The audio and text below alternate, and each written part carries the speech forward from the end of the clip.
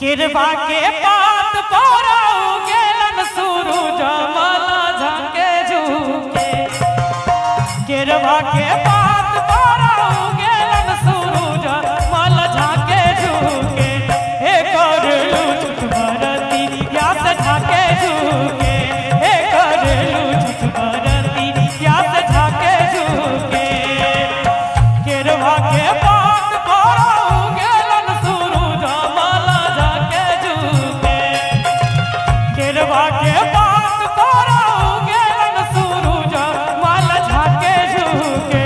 हे करलू छठ बरती यास झाके झुके।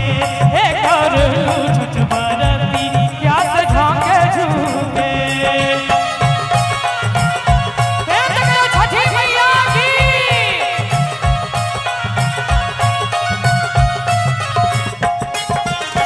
हम तो से पूछी भारतिया भारतिया से के करा लागी।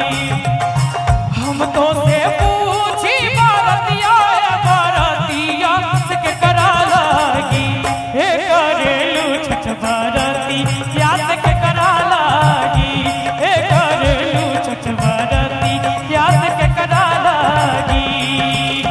हम रोजे बेटावा कहो ने ऐसन बेटावा से उनके लागी।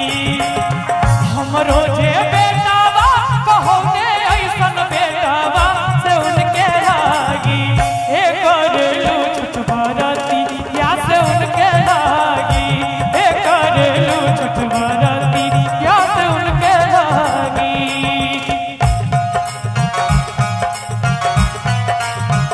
क्या बात है शरीर दियो।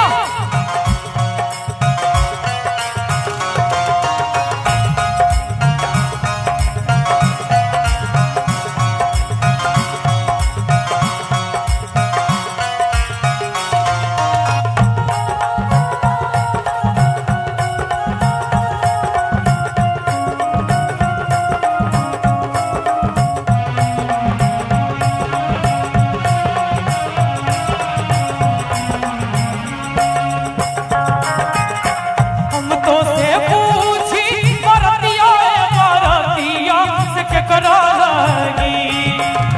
हम तो से पूछी बरतिया बरतिया से के करा लागी।